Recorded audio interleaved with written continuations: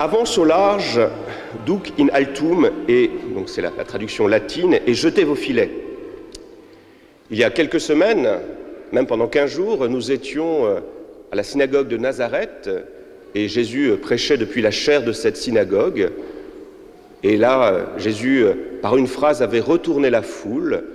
Aujourd'hui, nous retrouvons encore Jésus qui prêche depuis une autre chaire, depuis cette barque qui appartient à Simon-Pierre. Et de nouveau, en une phrase, il parvient à bouleverser. Alors moi, je me suis souvent interrogé pour savoir en quoi cette parole du Christ, en quoi cette prédication de Jésus pouvait à ce point rejoindre ceux qui l'écoutaient. Je l'ai déjà évoqué, je vais le redire en quelques mots parce que pour moi c'est fondamental. Si Jésus parvient avec très peu de mots à nourrir les foules, ce que Jésus est venu apporter, on pourrait vous poser cette question, qu'est-ce qui se trouve au cœur du message du Christ? Qu'est-ce qu'a apporté Jésus qui fait que sa parole peut ainsi rejoindre autant de personnes? Eh bien, ce qu'apporte Jésus, c'est Dieu, tout simplement. Ceux qui viennent écouter le Christ découvrent un Dieu qui n'est pas lointain, un Dieu qui n'est pas réservé à quelques-uns, qui n'est pas réservé aux purs, aux prêtres, aux notables, mais un Dieu qui aime tout le monde, qui rejoint toute personne là où elle se trouve. Vous voyez, Jésus avait annoncé à la synagogue de Nazareth que la révélation maintenant, elle était pour tout le monde. Et dans notre page d'évangile, c'est bien le signe que la révélation est pour tout le monde, puisque Jésus a quitté la synagogue pour rejoindre ce lac de Tibériade où il se met à prêcher, où il se met à enseigner. Voilà, il quitte le monde de la synagogue pour rejoindre le monde de la vie de tous les jours, pour dire que Dieu est aussi à l'œuvre dans ce monde de tous les jours. Et ça, c'est quelque chose de fondamentalement nouveau et qui garde pour notre temps toute cette pertinence, toute sa pertinence. Dieu, ce n'est pas simplement ce Dieu que nous rencontrons le dimanche en venant à la messe, mais ce Dieu qui est présent là, il est aussi présent dehors, à l'extérieur, et il prêche. Donc voilà ce qu'apporte Jésus, un Dieu qui ne juge pas, un Dieu qui ne condamne pas, un Dieu qui n'a pas peur de l'impureté, un Dieu qui parle au cœur. Et ça, les foules sont bouleversées. Alors, Jésus prêche, et en même temps, si on ferme les yeux, on va essayer de se situer dans ce bord de Tibériade, le lac de Tibériade. Moi, je me dis souvent qu'avec cette foule qui est là immense, comment cette foule a pu entendre Jésus prêcher?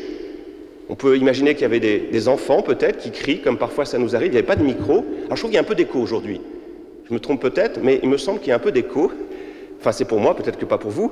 Mais en tout cas, il n'y avait pas ces moyens techniques. Et donc, voilà, comment Jésus pouvait-il se faire entendre? Alors je ne sais pas, je n'ai pas la réponse, mais ce dont je suis certain, c'est que le Christ est tellement habité de la présence de Dieu que par le simple fait de sa présence, il y a quelque chose de Dieu qui se dit. Je l'ai aussi souvent évoqué, hein. La sainteté, qu'est-ce que c'est? C'est être toujours plus transparent à l'action de Dieu. Et je pense que Jésus irradiait de cette présence de Dieu, de telle sorte que même ceux qui ne parvenaient pas à l'entendre étaient touchés par ce visage. Et ça me permet aussi d'évoquer ce bel apostolat que Mère Teresa nous a souvent invités à faire nôtre, c'est l'apostolat du sourire. L'apostolat du sourire. Le père Zanotti Sorkin expliquait que dans les séminaires, il devrait y avoir des cours pour apprendre aux séminaristes à sourire. Parce que c'est vrai, parfois, il y a des célébrants, des prêtres qui ont l'air très sévères et qui font un peu peur parfois. L'apostolat du sourire. Quand on voit la vie des saints, beaucoup de saints ont été marqués par ce sourire, par cette joie de vivre. Et je crois que cet apostolat du sourire, il est valable pour tout baptisé. Apprendre à sourire. C'était la conclusion que je vous avais donnée dimanche dernier. Hein. Ce qui doit être au cœur de la prédication, c'est l'amour, c'est la charité. Si on n'aime pas ceux à qui on doit prêcher, eh bien, ce qu'il faut faire, c'est se prêcher à soi-même pour apprendre à aimer. Tant qu'on n'aime pas, tant qu'on n'a pas du respect pour celui à qui on s'adresse, quand même celui à qui on s'adresse n'est pas dans les clous de l'Église, eh bien, notre parole ne sera pas efficace. Donc, l'apostolat du sourire. Et j'en suis sûr que le Christ était rayonnant de ce sourire, de telle sorte que, à le voir, eh bien, on sentait cette présence de Dieu. Apostolat du sourire. Donc, Jésus qui prêche aux foules. Mais le Seigneur aime bien prêcher aux foules, mais surtout, ce qu'il aime faire, c'est prêcher à quelques-uns. Parce que la parole chrétienne, c'est toujours une parole adressée. Jésus, ce n'est pas ce politique qui veut rejoindre une multitude, c'est d'abord ce Christ qui se fait homme pour venir nous rencontrer personnellement, individuellement. Et c'est pour cela qu'on arrive à la deuxième partie de notre page d'évangile, où Jésus va s'adresser plus particulièrement à ses apôtres. Il y a toujours quelque chose qui me fascine dans cette page d'évangile, c'est qu'il y a deux lectures possibles. Une première lecture, on va fermer les yeux, on imagine, vous voyez, il y a Jésus qui commence à prêcher, et la foule le presse de telle sorte qu'il recule, au point d'être en quelque sorte acculé à ce bord de ce lac de Génézareth.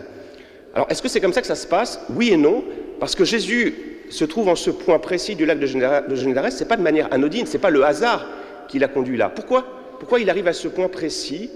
Eh bien, tout simplement parce qu'il savait que se trouvait en ce lieu qui? Simon-Pierre. Vous voyez, moi j'y vois un signe de la providence, cette providence qui fait que dans notre vie, quand on prend un petit peu d'altitude, on voit les étapes par lesquelles Dieu est passé pour venir nous rencontrer. Sur le moment, on a l'impression que c'est le hasard, qu'il n'y a pas de sens. Eh bien, quand on prend un peu de hauteur, on voit ce plan de Dieu. Dieu, il a toujours 3, 4, 5, une multitude de coups d'avance par rapport à nous. Et voilà, donc, tout était prévu. Jésus quitte la synagogue de Nazareth, la foule le suit, le presse, et il arrive précisément à ce lieu où se trouve Simon-Pierre. Vous voyez cette providence qui guide nos pas, qui nous fait rencontrer le moment venu, les bonnes personnes. Simon-Pierre, il l'avait déjà rencontré il y a quelque temps. C'était pourquoi? Rappelez-vous.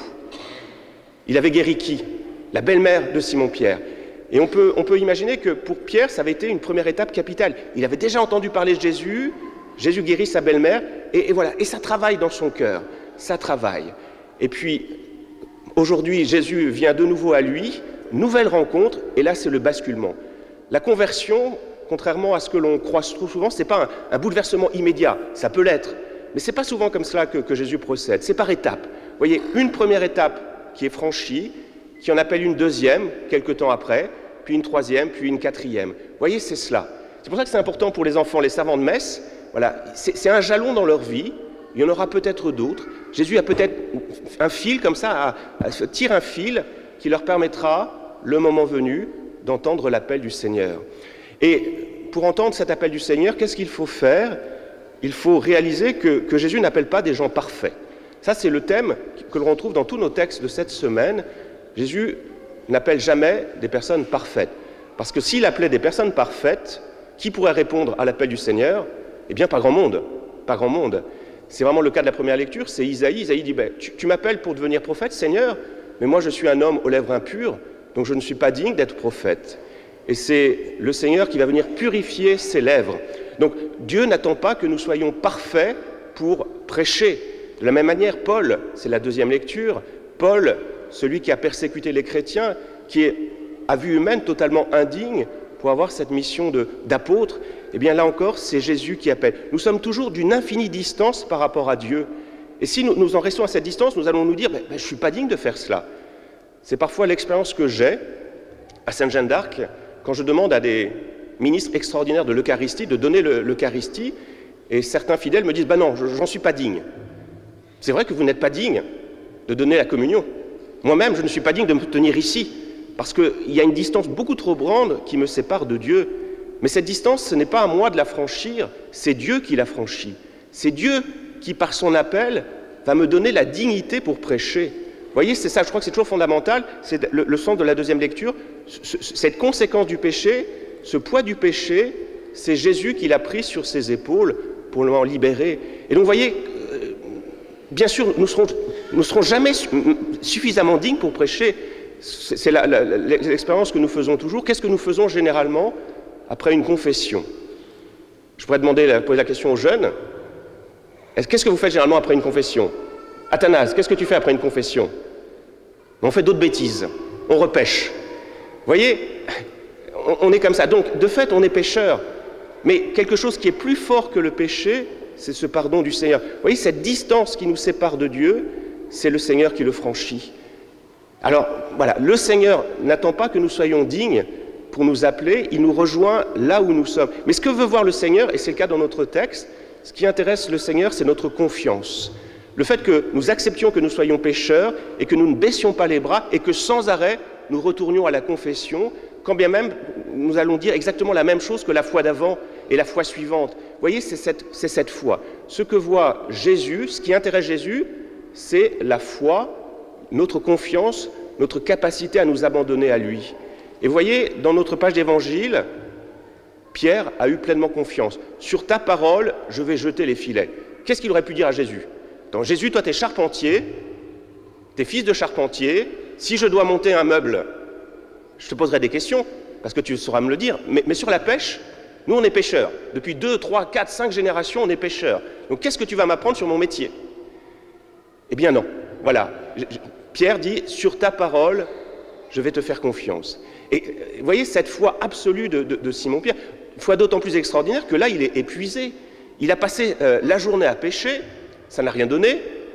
En plus, il a écouté Jésus prêcher, donc son intelligence a été mobilisée. Après une journée de travail, qu'est-ce qu'on a envie de faire? Nicolas, se reposer. Et donc, il pourrait dire à Jésus, ouais, t'es gentil, on verra ça demain. Eh bien non, sur ta parole, je vais jeter les filets. Vous voyez cette confiance absolue de Pierre, et c'est ça que le Seigneur voit. Ce que voit le Seigneur quand il nous regarde, ce n'est pas nos fautes, c'est notre confiance, notre foi. Et c'est parce qu'il y a la foi que le miracle peut intervenir, que le Seigneur peut nous rejoindre, peut nous transformer. Mais fondamentalement, c'est la foi. Alors pour conclure, je voudrais m'arrêter quelques instants sur cette belle thématique de jeter les filets. Et je crois que cette image, ce geste de jeter les filets, qui vient éclairer en acte la parole de Jésus, eh bien, ça peut nous permettre de mieux comprendre la mission de notre Église. Et pour cela, je vais m'appuyer sur un très beau texte de Fabrice Adjadj dans La résurrection, mode d'emploi. Alors voilà, vous avez peut-être déjà eu cette expérience, là aussi je m'adresse aux jeunes, de pêcher au filet. Pendant les vacances, ça vous est peut-être déjà arrivé. Alors replongez-vous dans vos souvenirs, qu'est-ce qui se passe quand on pêche au filet, et qu'est-ce que ça nous dit de notre mission? Qu'entraîne le modèle de la pêche au filet pour l'annonce de la bonne nouvelle, se demande donc notre philosophe. Premièrement, là où le chasseur suit des sentiers ponctués de refuges, le pêcheur quitte la terre ferme pour s'aventurer sur une onde incertaine, mouvante, sans abri ni chemin. La tempête est son lot, et la noyade sa destinée toujours possible. Quand on part en mission, quand on répond à un appel, c'est un voyage sans retour. Il y a un risque. Je prends le risque. C'est valable pour la vocation de prêtre, mais c'est aussi fondamentalement valable pour la vocation de mariage, du mariage. Vous voyez, pas d'abri, je prends le risque, je me lance. Il y aura peut-être la tempête, mais je me lance, j'ai confiance. Deuxièmement, le chasseur peut voir, pister, traquer sa proie et décider du moment où il l'atteint de sa flèche. Le pêcheur agit généralement à l'aveugle. Il lance sa ligne et attend que ça morde. Souvent, il peine toute la nuit en vain, mais même le jour, sa réussite est confiée à la nuit sous-marine.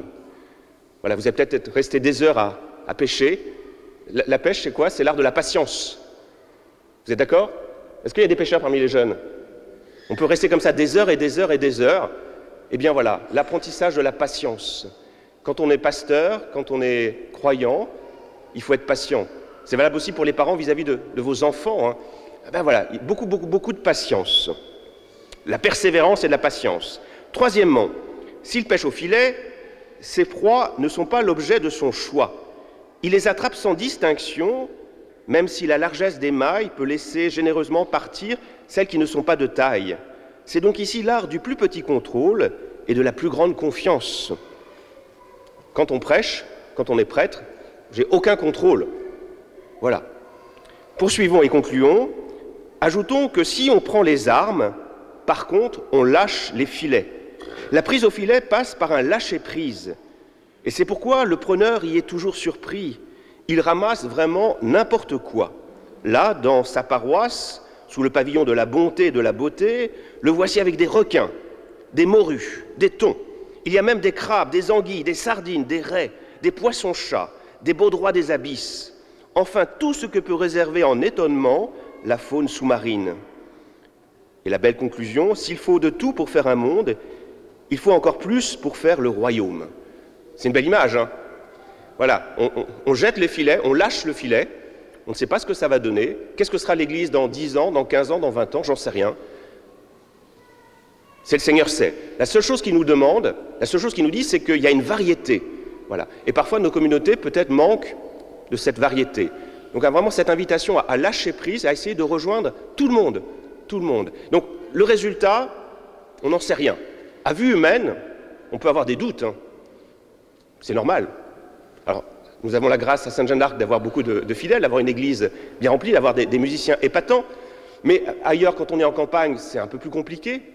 Donc, à vue humaine, on peut avoir peur. Et c'est là que le Seigneur attend quoi? Il attend notre foi. Alors, est-ce que nous allons entendre cet appel à lancer les filets? Est-ce que quelques-uns parmi les jeunes vont entendre cet appel plus express, à s'engager de manière peut-être plus radicale?